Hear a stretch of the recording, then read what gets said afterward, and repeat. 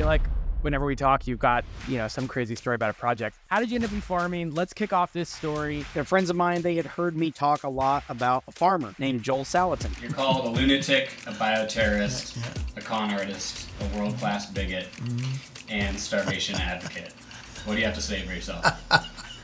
We're thinking about pitching him on doing a course. And I was like, okay. I took the plunge, and it's pretty painful for the first couple of years. It was not glamorous. I felt like everybody was kind of looking at me being like, hey, what are we going to do now? When you have access to an influencer that has put their name behind something, like, it feels like it should be easier. We got 4 hours of content. It's going to cost $995. And in that first 2-week window, we got 125 sales. But I was thinking we're going to sell 1,000 of these. Initially out of the gate, what was the big challenge there? It did kind of feel like everything went wrong because after that 125 sales came in, then no sales came in.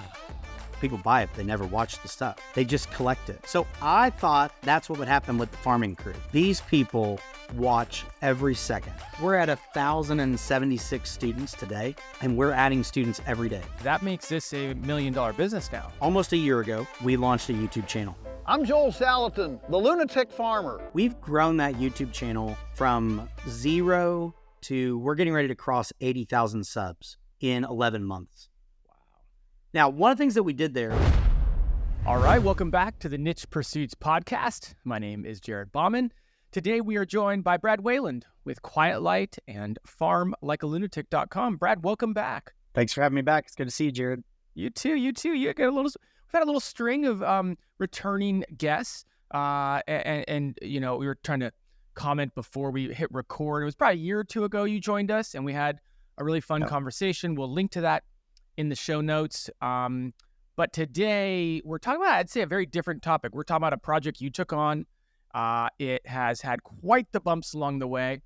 I don't want to spill too much of the beans on it, but we do have a redemptive arc to it, and it is pretty successful now. I think a lot of people are going to love this story. But before we get into it, if people haven't listened to the last podcast that you were on, just fill us in on who you are, your background, and then we'll get into today's story. Yeah, so entrepreneur, spent a lot of years operating in the web industry, and in that time I did a lot of things. I acquired 26 times. I had 4 exits.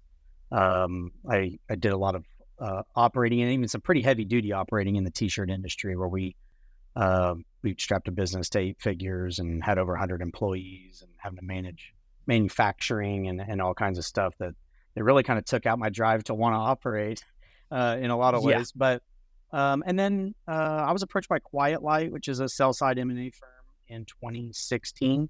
And after selling my portfolio of content and kind of exiting the day-to-day of the t-shirt space, I decided to come on with the team at Quiet Light, and I have absolutely loved my time there. I've been part of over 80 successful sales now. So we do deals from 0 to 25 million is our bread and butter, and then we do some a little bit larger than that. But we do a lot of just advising, and so we try to lead sellers through transactions. That doesn't say much about farming, so maybe I'll let you kind of segue into that. I can tell the story there, but that's sort of the background of what I do day to day. Is I give people free business advice is what I generally do, but a few of those people end up going through a process to sell their business, and we generate fees on those sales. I think it's interesting that you put it that way because, if you reference back to the last interview, yes, you work at Quiet Light, but really it was like an interview about all the different projects you've been a part of, the businesses you've built, the challenges you've had building them. I mean, so now you're talking about, just kind of giving advice and helping people out with what they're operating in. That's kind of what I'm imagining perhaps led you to this project. You seem to have no problem finding projects to take on. I feel like whenever we talk, you've got, some crazy story about a project. How did you end up in farming? Because nothing you just said about your resume involves farming. So how did you end up in farming? Let's kick off this story. We'll just get into it. Yeah. Okay. So I've got this couple of friends that own a video production company. They have a show on PBS called Reconnecting Roots. I think they're in their 4th or 5th season on PBS. So these are big time TV producer type people. They really know they know film and they know TV. And they're friends of mine. They had heard me talk a lot about a farmer named Joel Salatin, who I got exposed to back in the early 2000s from reading a book called The Omnivore's Dilemma. And there was also a documentary called Food Inc. Yes. And it was all about like, hey, do you realize that McDonald's is really bad for you, and like getting meat that's raised on the pasture is better for you? And so that I get exposed to this guy named Joel Salatin, who is in this book and in this documentary. And I started reading his books. He's got like I think he's got 20 books now. And come to learn that Joel Salatin has this like very large following around the world. And so I reference things that he says a lot just because I think he's a very interesting person, has a very interesting take. I'm sort of a libertarian-minded person, so he was always kind of libertarian-minded. But he's also, very much into like taking care of the land. He calls himself an environmentalist. It might not look like the environmentalist that we see today. He looks a little bit different than that. But at the same time, he really does care about like, when you see a chicken, how is a chicken sort of designed to live? And in our sort of, world that we have today where we're mass producing chicken, those chickens are not living the way they're designed to live. They're like packed into cages. They never fly. They're pumped full of hormones and things. And so his thing was more along the lines of like, no, a chicken's supposed to walk around and eat grass and lay eggs and do these different things. And so that was his approach, and it just really resonated with me. And then the health benefits resonated with me. And so I became enamored with it. Well, these guys come to me and they say, hey, we know you love Joel Salatin. We are going to be at a big event in Montana, and we're going to see Joel Salatin there. And we're thinking about pitching him on doing a course. And I was like, okay, well, what's the deal? And they were like, well, I mean, like there's no one teaching his way of farming. Like he's got some old stuff out there, but none of it's any good. So we're going to pitch him on it. What do you think? I was like, I mean, I think it sounds great. I can't imagine he'll agree, but that sounds great. So they go and they come back from this big conference and convention thing. And they come back and they're like, hey, he's really interested in working with us. And I was like, okay. And they're like, hey, can you make a recommendation for someone to run the website, to help us with marketing, to do all these things? And I was like, sure. Yeah, I'll make a recommendation. So I made a recommendation to a guy that I, have been, connected to for a long time and that does that kind of thing. So I was like, hey, this guy could help you with some of these things. Pass on to him. They come back and they're like, that guy doesn't really seem to like share like the passion that we have for these things. Like, do you have anybody else in mind? I was like, oh, okay, I'm sorry. I thought he would be a really good fit. So I made another recommendation. And then a few weeks later, they came back and they're like, hey, what would you think about partnering with us on this venture?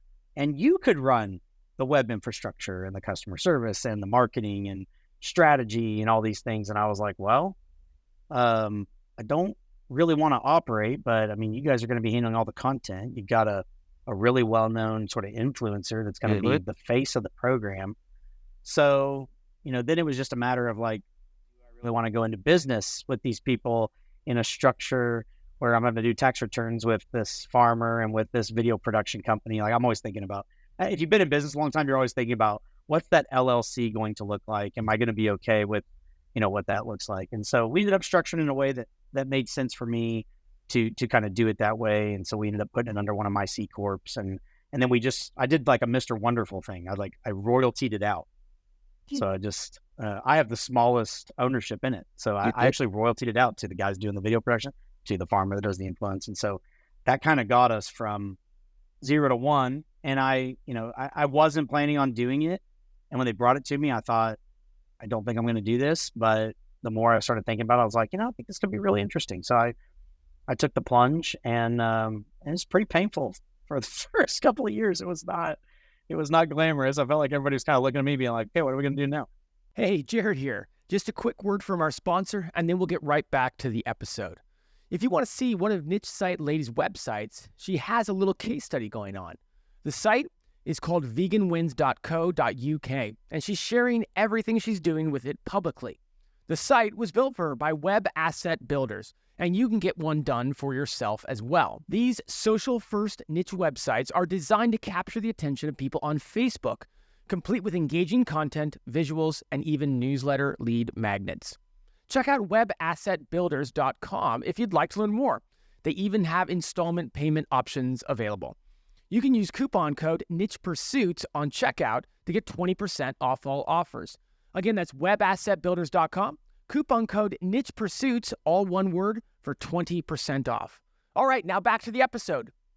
I feel like, well, of course you found your way into that. I mean, it fits the profile, I suppose I could say, or at least my impression of the limited times we've chatted. But, I mean, in many ways, you got access to what so many of us online marketers have always hoped for. Like you have access to the influencer, almost the, I think you had put it at one point, or Time Magazine, I think put it, I think I have it in my notes here, the world's most famous pasture farmer, right? Like, and so as we'll see, I mean, this a story that, the business side of it didn't exactly explode right away, but it is interesting because I would have thought very similar, and I'm sure a lot of people would think similar, like when you have access to an influencer that has put their name behind something, like it feels like it should be easier to at least get the business off the ground and running. What did the initial uptick look like? Well, we can get into this later, but there's a lot of decisions to make about how to structure a course. And so that might be part of this answer, but I'll skip that for now because that's not where we're going. So what I would say is, I think we sort of thought, hey, we're connected to this guy. Like, it wasn't just Time Magazine. Like, this guy has just been written about, and he's got like a cult-like following. And so I was just like, I don't know if we're going to have to do any work to get this thing to take off. I was thinking, like you said, it sort of felt like the dream scenario. And so what we did early on, I kind of took a playbook. You've been in the internet marketing world for a long time. You've seen lots of courses, and you've probably been familiar with people that have done well with courses. Like in our industry where we help people sell businesses, one that we have always heard a lot about is the Amazing Seller Machine. The Amazon FBA training. It's like, I don't know, $5,000 or something. And, internet marketers will buy that. They'll spend $5,000 heartbeat to have the opportunity career to make millions of dollars or whatever the thing is. And so I just thought it from that standpoint, okay, like all we have to do is just get in front of the right audience. So my initial thought was, let's just affiliate this thing. We've got this guy's name. I'm just going to get connected to the people that are pushing this kind of thing. So we found, I got some help from the video production guys and from Joel himself, and said, like, who's talking about you? Who's doing this? So we found a guy that has over 1 million subs on YouTube.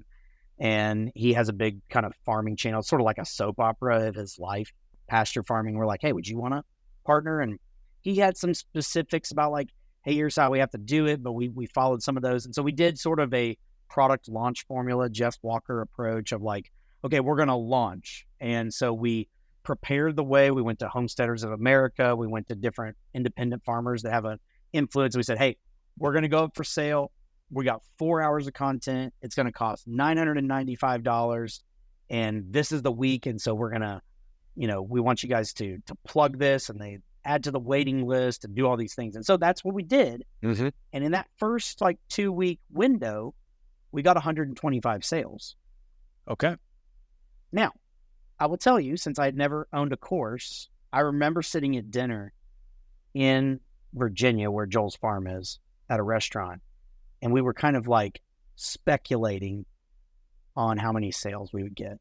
This is always a fun exercise. Like if you're in the audience, like listening to this, like how many times have you speculated how you're going to do on a project? And you give like, here's the high end, and here's the low end, and here's the really disappointing end. And then you go like 70% or 100% close to down from that when you get to the actual sales. That's a little bit how it felt like.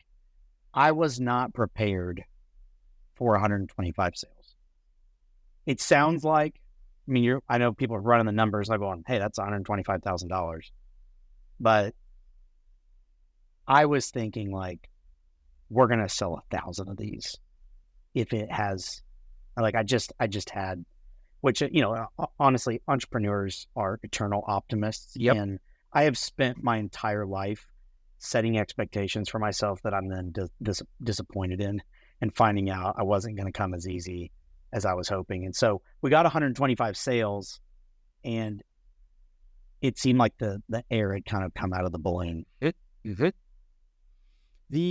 I mean, and again, to put in perspective, like it's a high priced course, I would say, albeit you put it up against a $5,000 course, but It felt so cheap to me. you're like, and you come from that world, but maybe help everybody understand a little bit, like who's your target market, and maybe initially out of the gate, what was the big challenge there?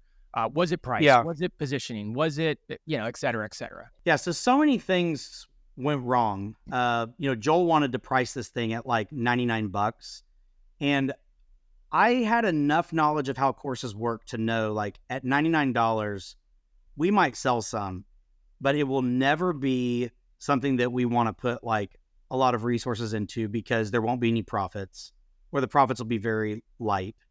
I knew we were going to need heavy duty marketing expense long term. And so I pushed pretty hard. I actually wanted to do 2,000, but after we sat at dinner and I sort of heard a little bit about Joel's view on it and him being like, we need to be very accessible and all this, I thought, oof, I don't think I can actually say 2,000 out loud. So I said 995 out loud. And, so there's lots of problems. We had 4 hours of content at the time, like you were saying. So I'm comparing to, like, I'll use Amazing Seller Machine as a perfect example. I'm comparing to a thing that, like, you go in, you pay $5,000 and you come out, you're a pro in all things Amazon. That's not what we offered on day one. We gave 4 hours of the foundations of farming with the world's most prominent pasture farmer. We did not tell you how to deal with carbon on the farm. We did not tell you how to raise cattle, how to raise chickens, how to raise broilers versus egg layers. Like, we didn't go into all that stuff after 4 hours. So I was just naive. And, like, if it was like a thing that I was feeling like, well, I got roped into this. Now I have to figure out how to do it, because I don't know what I don't know. And so, we had people in our ears, and even, even one of the guys who I love, from the video production, like, he started like setting me up with phone calls with people, and I couldn't help but feel a little bit defensive. Like, okay, I think this guy's decided I may not even know what I'm doing, and these people are telling us, you have to do an open and close model, which that's where you waiting list a product, then you open it limited time, and then you close it. And my issue with open close, even though that's part of like product launch formula, Jeff Walker, I think it feels gimmicky. Like, if we're trying to sell people on how to change their life through farming, do we really want the course to not be available for sale at all times? Like, why would we actually shut it down? Just so that we can try to do sales pushes? So I just didn't feel good about going down that traditional path. And so it did kind of feel like everything went wrong, because after that 125 sales came in, then no sales came in. If the wind has already got knocked out of your sales at 125, that might be that would really do it. Let's put it that way. Yeah, it didn't feel good. And I felt like it was all sort of sitting on my shoulders, because the content was fantastic. Like I said, like, you've got this like professional video company that's putting everything together. Like, they give you everything you want. You're like, hey, I need some clips. They're like, okay, how many do you want? We'll get you this, we'll get you that. They give you we need some imagery. Okay, sure. We'll send you 50 images over. You tell us what you need. I mean, they had everything in my fingertips that I would ever need. And it was just like, okay, but you got to go get us the sales. So I just started trying to figure it out through paid, because there wasn't any more organic. Like, the affiliates had kind of run their course. They had gone to their list multiple times during the week. And I thought, well, maybe next time we have a course available, we can go push to them again. But I knew it would never go over the way it did that first time. And so I was really kind of stuck trying to figure out, well, what do we do from here? So this launched, just for perspective, this launched about 4 years ago, this project that you're talking about right now. Your initial play was affiliate focused. That had an initial bump, 125 sales, far below what you wanted, especially given who you're working with, given the quality of content. You've acknowledged some gaps, not necessarily making someone an expert, not necessarily a ton of content that's inside of this course, 4 hours long. Where are you going next? Well, you had asked, actually, and I didn't answer it, about the audience. And that's where, if you want to talk about where I really miscalculated. So when you think about the internet marketing audience, I would call that a rich audience. Yes. Like, I don't know what the like audience insights would say about it, but I have a feeling that it says they're high on the income, high on like putting out purchases with a credit card on a whim. Like they would be high in just about every category that you'd want. So how would I define the farming crowd? Here's the other thing about the internet purchasers. And I had a friend who was one of the largest affiliates for Amazing Seller Machine. That's why I always talk about it. And he made lots of money promoting it. And one of the things he said is, people buy it, but they never watch the stuff. Yep. They just collect it. It's sort of like, well, I'm going to get it. So I thought that's what would happen with the farming crew. No. These people watch every second that we put out. As I log in to the interface today and I take a look at it on the dashboard, I get this little summary of how many people have completed the course this month. And I'm always like, man, we are burning this thing up. Like they are, because we have lots of content now and they complete the whole thing. It's a very big commitment. And so that audience, I don't want to say, so I said that the internet marketing audience is rich. I'm not trying to say that the farming audience is poor. There's certainly a variety of wealth levels on that spectrum. But I will say this, there is a characteristic of people that are doing organic pasture farming the Joel Salatin way. These are frugal people. These are people that don't impulse buy. These are people that intentionally want to think through each purchase. I get emails every single month from someone who's like, sends me a page on here's what I'm thinking as I'm processing through whether I should buy the course. Can you answer a couple questions for me? And I love answering them because I think our product is so good.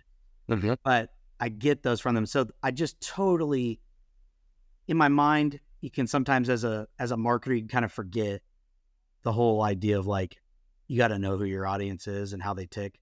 I was trying to apply things from the internet marketing world to the organic pasture farming world. And I feel like those things are pretty far apart. Product market fit, right? So you got the product, you got the market, and in some ways both were a bit off. Again, not trying to be accusatory here, just trying to recap. No, I admit, I didn't know what I didn't know, and I didn't know much. So it was. I imagine those of us who have been in online marketing for a little while will admit that we've all made a mistake like that to some degree, where which I'm not saying that you necessarily thought this, but we do what we do for a living. And so then we assign that we can therefore do that to anything that kind of looks the same, it's a course. Okay. Well, I've been involved in courses before. Cool. Like I know what I'm doing around that. So, I might be, recapping in a way that is less than complimentary, but I say it as a fellow traveler in so many ways. For sure. Okay. Well, let's get into cat's out of the bag here. This is doing very well now.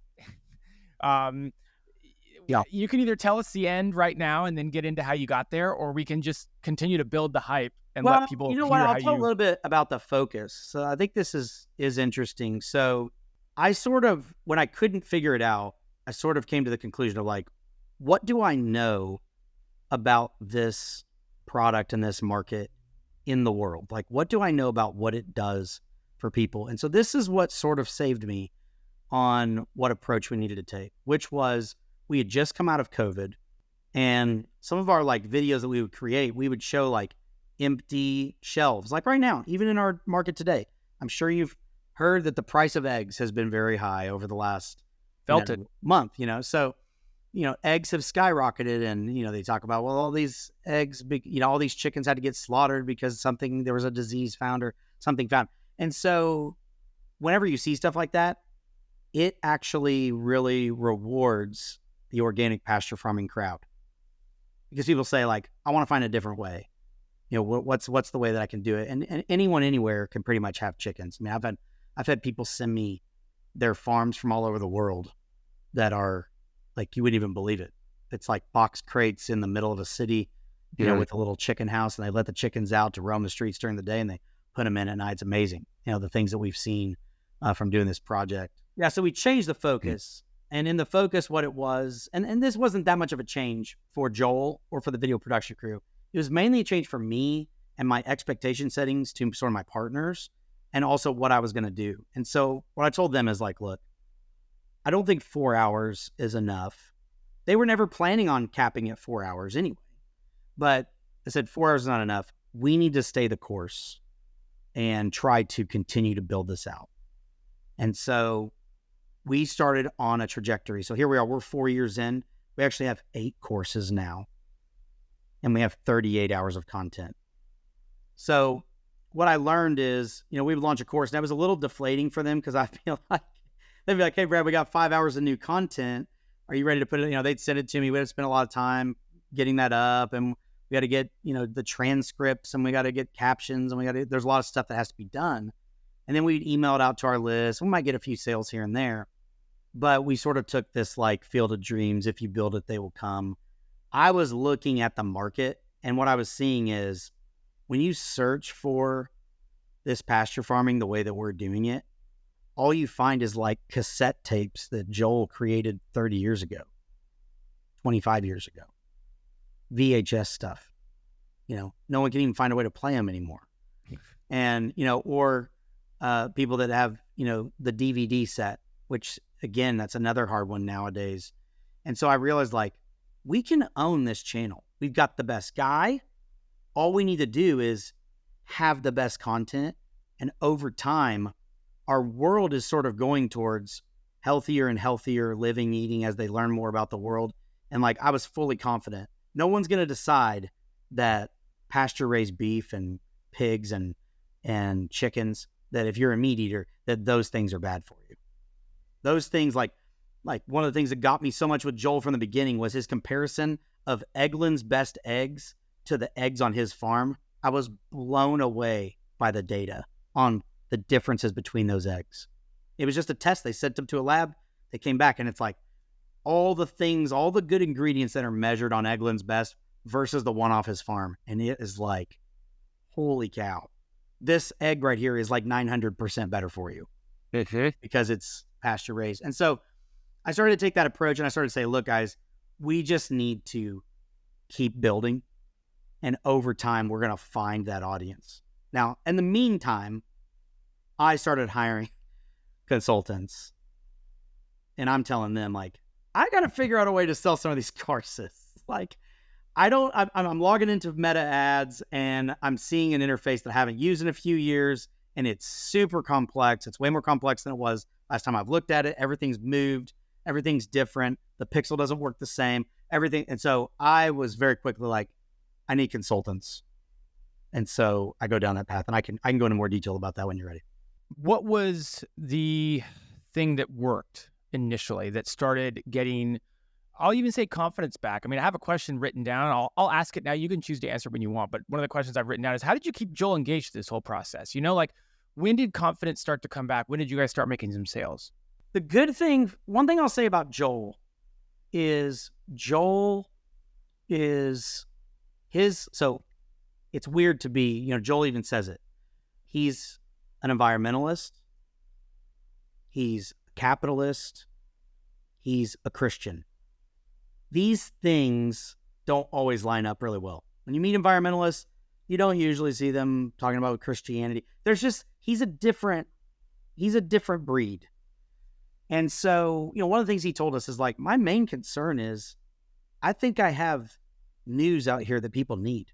I have information that tells them how to live better, that tells them how to, and what he's really interested in training people to do is farming themselves. It's not, his goal is not for you to come to Polyface and buy his chicken. He's happy to sell it to you, but he does farm tours on that farm to inspire people to go home and build a farm that doesn't look like the farms you see when you drive through the state of Kansas, where you see acres and acres and acres of these massive silos that are filled with grain that's sold through government subsidies. And you see, cattle and things that are all shipped off to very centralized locations where they're beefed up in a very industrial way. And so he's trying to sell a dream, and he's very good at it. And so one of the things with him is he never really put much of a barrier in our way. We just had to schedule our time with him. He's very busy. He speaks a lot. He speaks before Congress. The guy is going everywhere, but we'd schedule, hey, we need to come do a course. Can we get 3 days of your time? These are the topics that we want to cover. And so we just systematically did that. And about every 6 months, we've launched another 4 to 5 hours for the last 4 years. And so that's how we've kept Tim engaged. It wasn't really that hard because his number one focus is not how do we make a buck. When you're dealing with the internet marketing folks, like everybody wants to make money. So he's interesting. He wants to make money. He's not looking to do it for free, but he's willing to play the long game. The long game does work for him. Okay, so what worked? Okay, well, one thing that worked is, this is a little bit of a side point, but now it's become very important. So those people that bought the 4 hours for $9.95, that's a lifetime pass.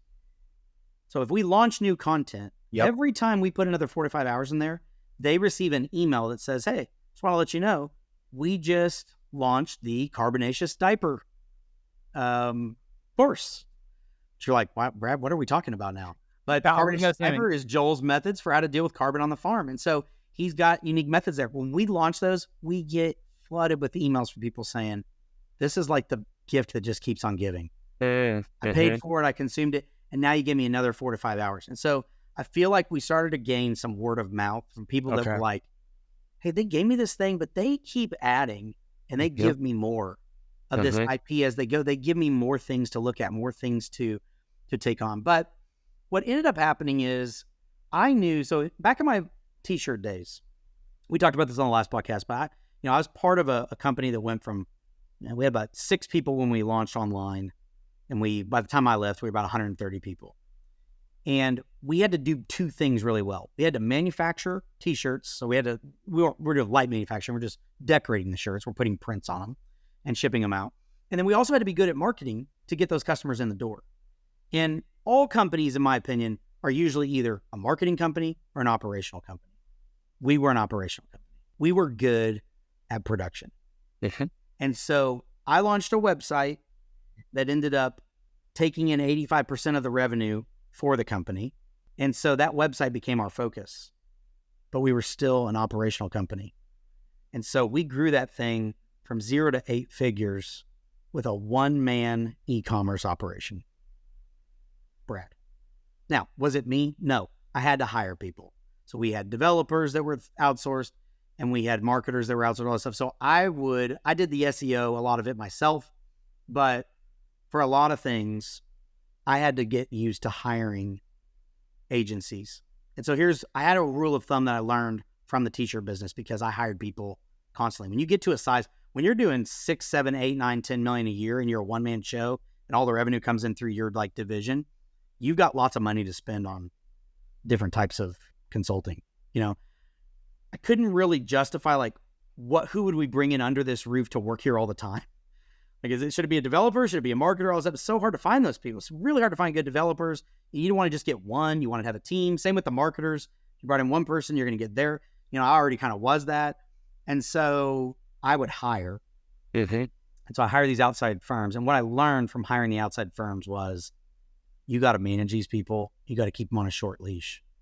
And you've got to have metrics that you're going to be measuring against because it's a revolving door. And so I came up with this, and I always tell my clients, I always say, look, I think it's like a 1 or 2 out of 10 scenario. If you need an advertising agency, you're probably not going to go 1 for 1. You're not going to bat 1,000 when you hire them. You're going to hire one, maybe they'll find something for you, but over time, it gets harder and harder to find people that are adding value. And so I took that approach with the farming course. I hired a Facebook marketing firm. I knew what I could do on my own, and I hadn't been able to do much. So I was like, who can get us from no sales coming in through paid to some sales coming in through paid? I know the audience is out there. I knew it was on Facebook for sure and Instagram. And so I went down that path. When I got to about firm number 3, we found some success. That was a year of time. I was just banging my head against the wall and really spending any dollars that we were bringing in selling courses, saying hey, I'm trying to figure it out. But we did find someone, and they started seeing some sustainability in their campaign. And I thought, okay, we've got something here. We're finally starting to see a little bit of traction. And now we don't go 0 sales for the month. Sometimes we might even have 2 in a day. Sometimes we might have 5 in a week.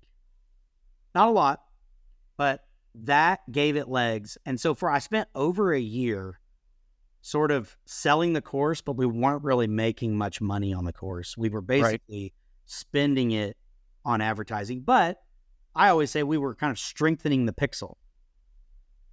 Like, I'm sure you guys talk about this on the show some, but I mean, I love the pixel world because every time you get a new customer, that pixel gets a little bit smarter about where to go next.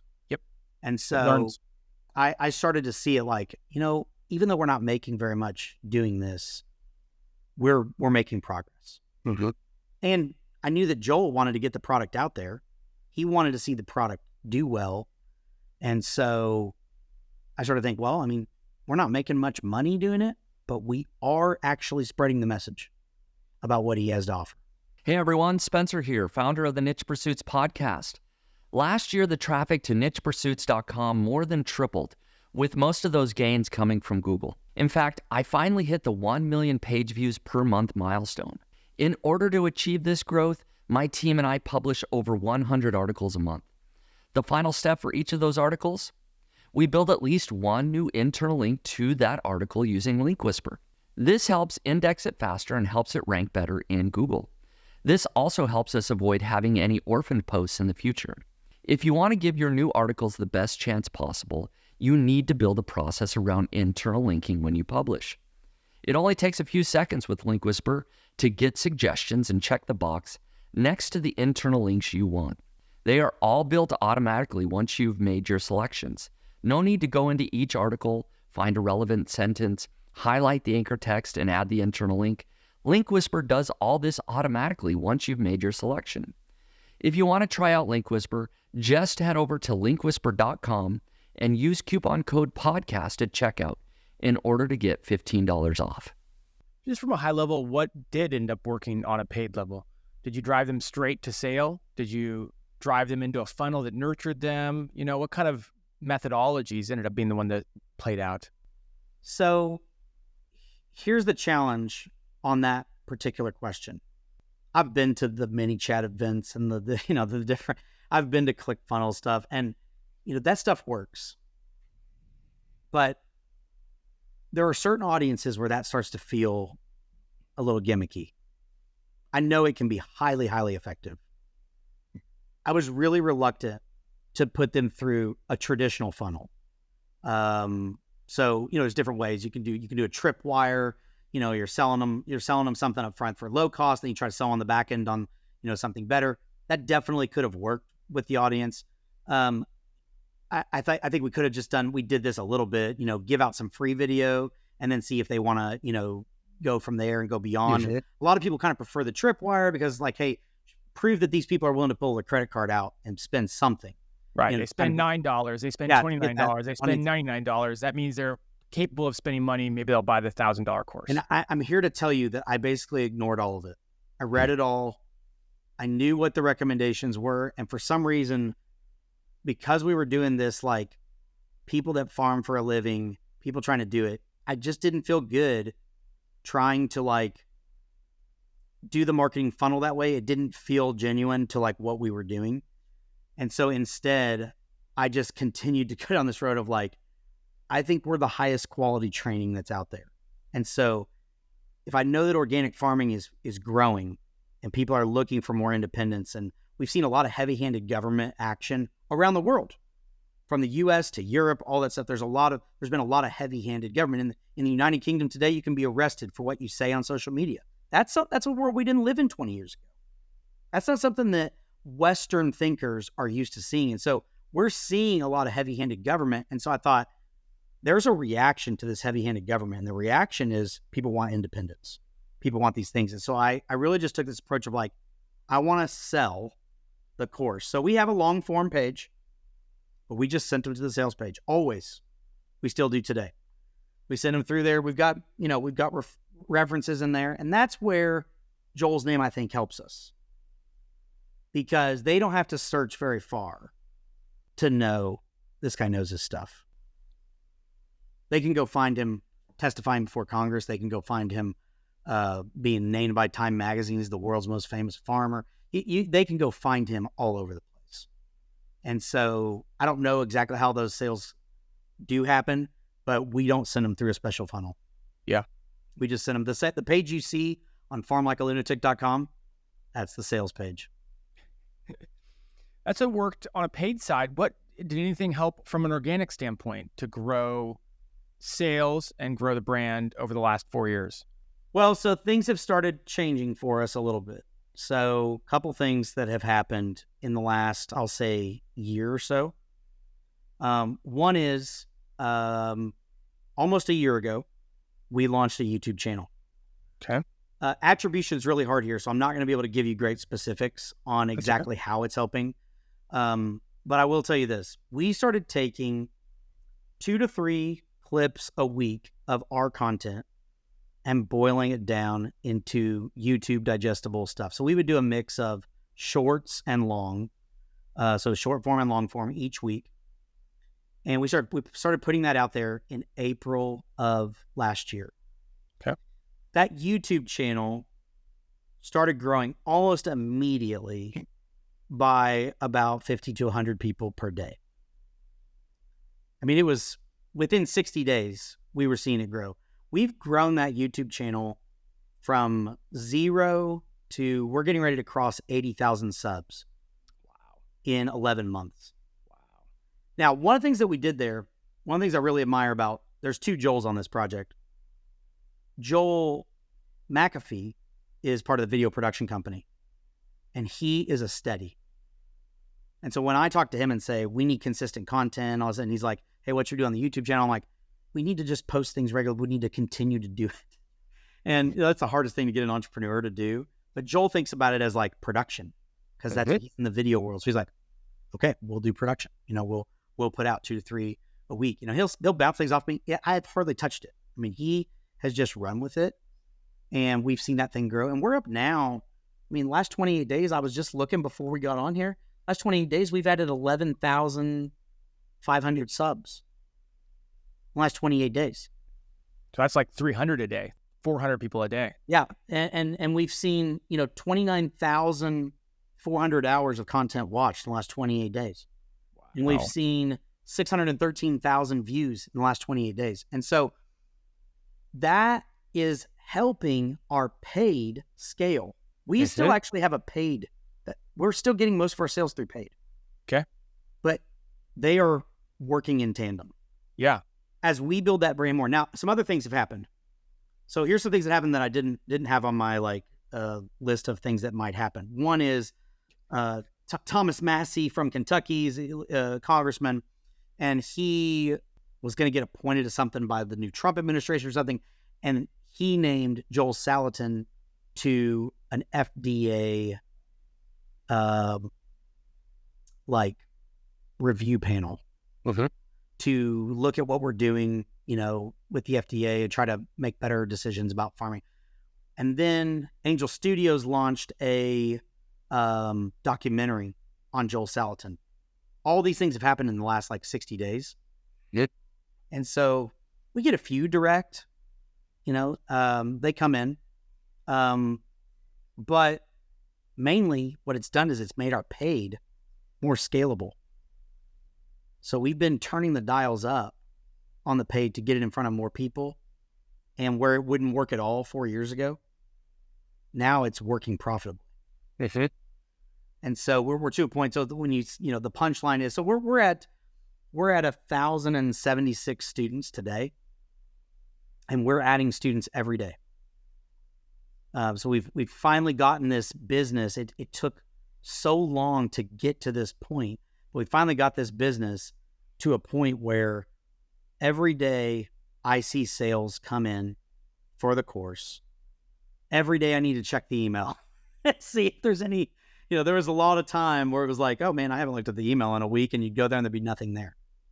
And so those days have passed. And we've just gained popularity. So we're licensing, even that Angel Studios movie, they licensed content from us for that movie. We knew it was coming out because Canon Press came and licensed some content from us. And so, licensing has become a focus of ours as people are getting more into this.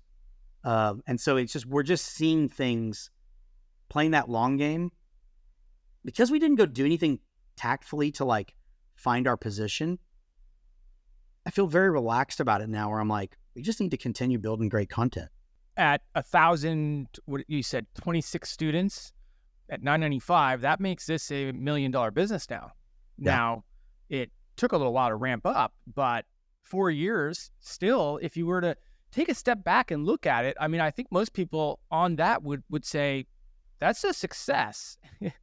Yeah, it feels it's come rather sudden, and I think that I'd like to see it get more profitable than it has been. One of the things is like I said early on, we were paying all the money that came in through ads to basically keep the ship afloat. And you fast forward to today, we're making something now. I'm able to give those guys checks for their time. So now Joel actually, he gets paid something, for it. So I mean, he gets a few checks a year now where he can see like, oh, some time went in and I actually made something from it.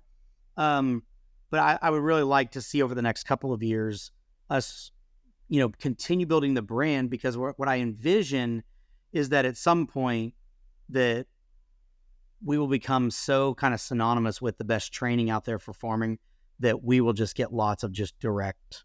Yeah. We're seeing a little bit of that. It hasn't happened as fast as I was hoping. It is happening. We're now getting sales every month from people that just land on our website because they searched for either our course or Joel Salatin's course or Joel Salatin. And they're ready to buy. Mm-hmm. So we are getting that, but we're not getting it to the tune. Like when I first started this thing, my view of it was like, okay, how do we get this thing to 5 million a year, in the shortest time possible? Which, now it seems like, when, even the million, I can't even think of it like that, because you're doing run rate and I'm looking backwards. Yeah. So it's gone up a lot in the last year, but if we're doing run rate, we're about there. Yeah. I mean, I asked this question only because it helps encapsulate maybe your key findings and your key learnings here. I mean, it's important to know you got a lot of experience at building businesses. So when you talk about some of the different things that didn't work very well in growing this one, like it wasn't just a half-hearted attempt at things. I think that's important to note. Like, if you could know what you know now, what would your 30-day launch plan look like today? Well, I think I probably would have just started at the low cost and did it introductory and said, look, we've got a course here. Like the course will save you. Like for people that know traditional farming, like we even have a clip that we do of Joel where he's like, I can save you from $10,000 mistakes. Like I can save you from many $10,000 mistakes. So $1,000 for the course is not much if you're thinking about actually doing this stuff.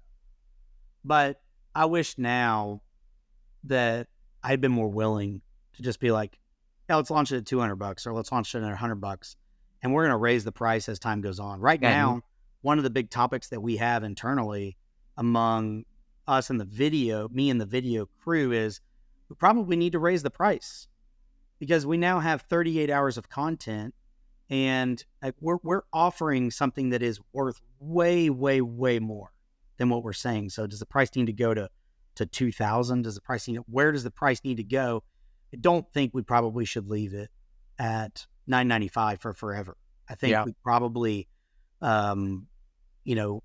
need to grow the profits a little bit more. One of the things about profits, it's interesting because when you get connected to something like organic pasture farming, there's a lot of people that look at it as like, well, you're giving back and you shouldn't make too much. And there's a lot of that kind of thing that's like in the air. And I just could not possibly disagree more. As a business-minded person, I always think, profits are what fuel progress. If you want to have a great product, have great margins. If you have great margins, then you have the capital to have a great product and to make it better and better and better. And so as I think about that, I just think like, I've always been focused on margins, as you can probably tell, because I was the one that was like, no, we can't do it for $99, but how about $9.95? But the thing is, I also was thinking like, long-term, if we don't have margin, we don't have a business. One of the calls that I get on the advisory side for sellers that come through Quiet Light very commonly is people who come in, they've got 10% net margins. Let's say you're running an Amazon FBA business or something like that, where you got costs, it's not content, things like that. If you've got 10% margins, literally a price increase from Amazon can put you in a spot where you don't even know if you should be running your business. So like when I think, as a person who used to buy, I bought 26 times. When I think about buying, margin is always my first. I want to know what's the net margin and what's the gross margin. Those are the first things that I want to know, because I feel like margins are what kind of fuels things. When you look at Apple and you think about why Apple is where they are today, their margins are through the roof. Still today. One of the largest, few companies in the world. And they sell you, a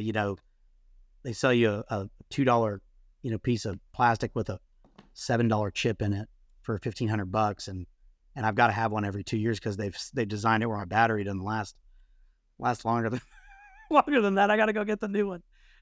So I really do think that margins are so important. But what's nice in this case, I really believe in the product that we have. So it's like, it's nice to be in a spot where you feel like you could raise the price because you know the value that you're bringing to the table for the person on the other side of that transaction. Yeah. Yeah. It's a really cool story. And I think it's interesting because maybe I'll close on this general question or topic, why didn't you at any point in that first, we'll call it year or so, say, hey, this is not an idea that's got legs, or man, we thought it was going to be good, but there's not the market for it like we thought, or I still think this could be amazing, but when we look at the amount of effort and work it's going to take, it's not worth the time. And again, probably talking in someone's ear right now who feels like you did after a year and is asking those same questions, maybe help them process through some of those questions as it related to this project for you. Okay, so you sort of kind of played into my mantra there. And I don't know if you did it on purpose. I don't think you did. But I definitely did. If I have like a personal mantra, it's like, I'm very selective about what I jump into now. Not because I always was. There were times in my life where I wasn't selective at all. And it created way too many irons in the fire and a lot of average results. But I've learned from that lesson, and I've learned about grinding. And actually, I think last time we got on the podcast, I talked about, the pitfalls in portfolio ownership. And, so many people I run into want to run a portfolio. And I basically came on that show and told you that for most people, I think it's a huge mistake, because I think you need to focus. I'm a big believer in this idea of like rise up and grind. I wake up every morning and I don't think I'm going to go do something. I think I'm going to go grind. I keep that as a negative connotation in my mind. I keep it as like, no, I got to go grind. I got to go work. I got to go do these things. Now, I love to work, so it's not hard for me, but I like the idea of you got to grind. So when I went in on this, I never thought, let's quit. I do want to tell you that I thought it may not ever work. Yeah.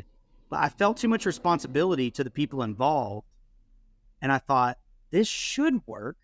Why am I having so much trouble figuring it out? Like, I thought I was just going to do these few little things and we were just going to like sell thousands upon thousands of courses. Well, that was a little harder than I thought.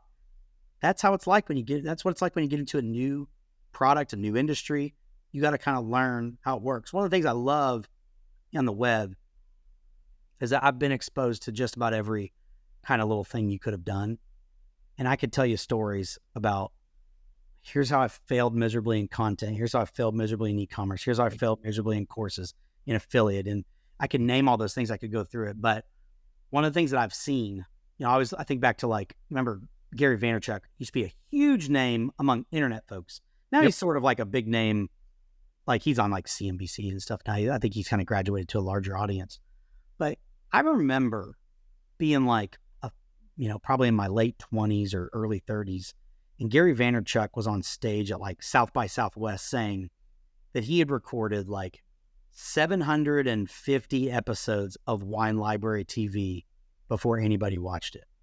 And he was just making the point, it might have been 900. I can't remember the number, but he said, I did this for years. And I just have that branded into me. Like when I think about doing something, like actually at my house, I have 5 kids. My boys, they're all boys. My boys are always like, Dad, you've got a new business idea every single day. Every day I sit down and I'm like, on Saturday night, I got so discouraged because I came up with this idea for a travel game. I want to create, it's like an escape room meets a team building like mystery thing. And you go through this sort of choose your own adventure. And I was talking about how I know it will sell and you got to do all these things. And there's like, and I was like, April, my wife, I'm like, April, you just have to help me with it. I need you to help me find like classic stories in literature. And she was like, I'm out. I don't have any time. I'm not helping you with it. You're on your own. And I was like, no, like you're the most important part. I don't know classic literature. She's like, I'm out. I don't want to be involved. The day before it was, I saw a food truck for sale in my local area. I was like, boys, we can finally do it. We can start the food truck. We could be doing smash burgers at the events around town. I'm an idea every day, but I don't act on hardly any of them. Right. The grind. When they brought it to me, my first response was like, I don't think so. I don't think so. But the more I thought about it, I thought, I think I can be successful at it. I will tell you that I've kind of got a kick in the pants. I set expectations that we were going to sell more than we did. I couldn't figure it out. I feel like I spent 2.5 years of really seeing no success. This last year and a half, we've started to really gain some momentum. And it's just, I just set the wrong expectations. I should have played the long game from day one. I think we did in terms of how we like actually executed, but expectation setting when you have business partners is a huge thing. And I did not do a good job of setting expectations of what it might look like. I didn't tell them on day one, hey guys, we're going to start now. And in 4 years, you're not going to believe how many sales we're going to get 1 month. I was thinking like in 4 days or in 4 weeks or in 4 months. And so I would say to those listening, to the show, like, I do think you got to know if you've got an idea that has legs, and that's not something that people come up with a lot of different ideas. Some of them are terrible. Some of them are good. Some of them are in between. You got to have a good idea. You got to have good margins. You got to have a market that's big enough. You need to have all those things.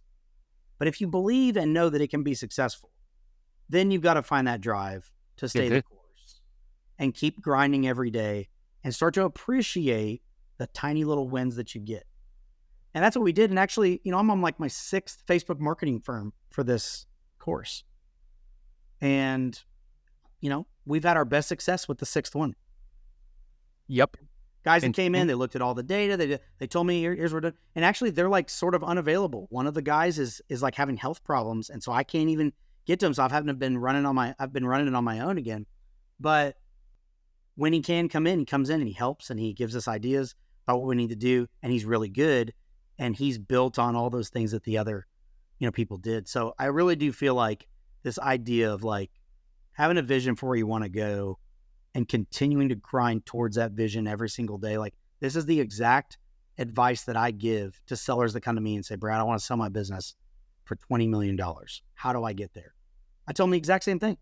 I say, all the guys I've sold businesses for $20 million for, they get up every day and they grind.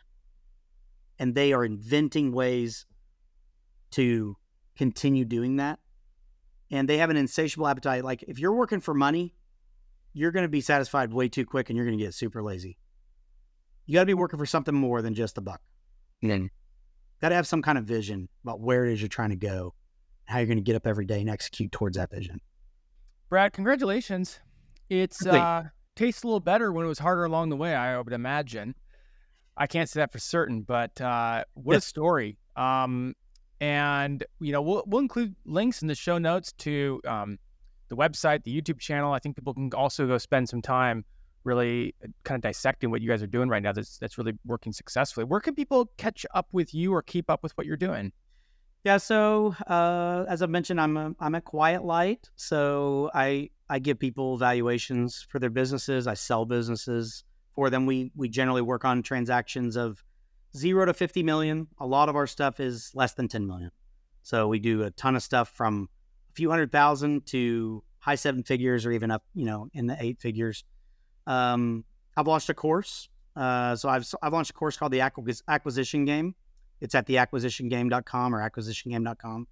And that is sort of my buying strategies from spending 20 years sort of like, as I say, in the trenches. And so it's a 5-hour course that's me kind of talking about how I think about lending, how I think about what to buy, how I think about how to operate, what I think about some of the things we talk about today, like portfolios and things like that. And so you can find me there. You can find me on Twitter, Brad Wayland, but you can also email me, brad@quietlight.com.